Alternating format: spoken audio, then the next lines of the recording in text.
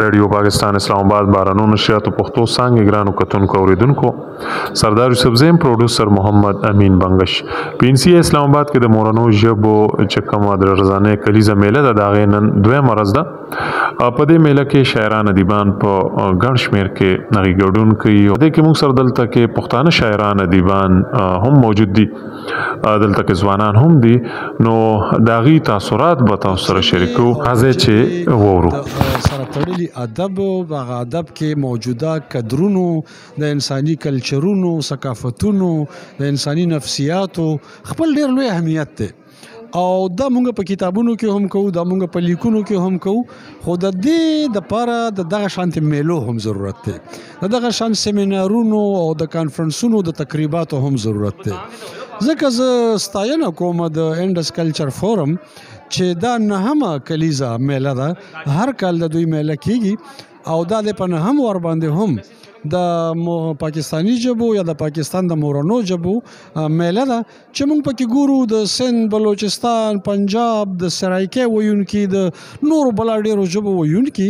د شمالي علاقه جاتو ویونکي چې کوم د ژبو دي هغه ټول دلته راغلي دي موږ هغوی سره د هغوی په ژبو خبره کوو د هغوی په ثقافت او په کلتور خبره کوو د هغوی په اقدارو خبره کوو د هغوی په ژبو کې د موجوده ادب خبره کوو او ظاهره ده چې ورسره د دغه ټولو قومونو ملتونو د تاریخي تناظر خبره هم کوو نو یو طرف ته که موږ په کتاب کې ګورو دا هر څه نو بل طرف ته موږ په داسې غونډو تقریبونو نشستونو او میلو کې دا خبرې ګورو. زما نوم اکرام الله دی او زما تعلق چې کوم دی د خیبري جنسۍ نه دی آباد کې یو میله ده او د هغې چې کوم میلې نوم دی مدر لینګویج فیسټیول ان لټریچر دی په دې کې مختلف چې کوم زمونږ د مورنۍ ژبې دي د هغوی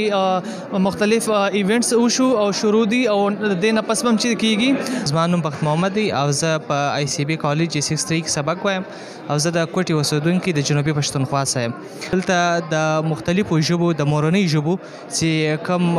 پروګرام دی هغه هم دی ایښی دي او په دې کې د دې ژبو د اهمیت په اړه خبره وسوله. دا سیشن ما خپل هم حصه کې اخیستې وله. دا د کال په کال انډس کلچر فورم د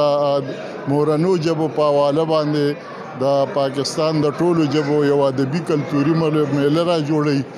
دا تقریبا 2015 کې را تنظیم جوړ او اوس د 2014 نه دی دا میله شروع کړې وه د تقریبا نهمه میله را. زما خپله پکې کتاب د زما استاد اقبال حسین افکار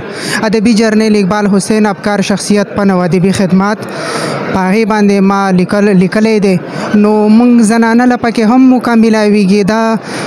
لکه داسې چې هغه موږ چې څه کوو هغه په ښکاره شي موږ ته نور هم موقع راکولو سره موږ ته حوصله او ډاډ میلاویږي او مختلفو ژبې لیکوالانې شاعرانې ادیبانې موږ هغې سره لیدنه کتنه وشي د یو بل د ادب او کلچر نه خبر شو. میلې ته دا درې ورځنۍ میله چې دا دې ته زه دې له راغلی یم چې دلته کې د نورو ژبو د پرمختګ نه موږ خبر شو د هغوی د ادب نه خبر شو د هغوی د لیک لوست د سکیل نه خبر شو.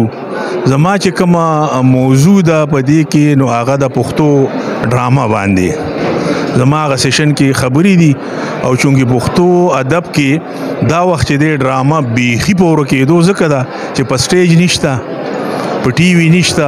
په ریډیو باندې نشته دی فلمونه د پښتو به جوړېدل هغه هم دغه شان حال دی. نو زما په خیال باندې دلته یو آواز خو مونږ دغه کوی شو دې کې د پښتنو لیکوالو تعداد هم ډېر کم وي او هغوی ته ډېره کمه موقع پکې ورکړی کېږي. په کار خو دا چې دا مونږه هلته کې داسې یو تنظیم وي او دا د هغې د لاندې وشي بلکې مونږ سره خو یو قسم ته 3 خطې راځي چې بره پښتونخوا کوزه پښتونخوا او شمالي پښتونخوا نو مونږ سره یو قسم ته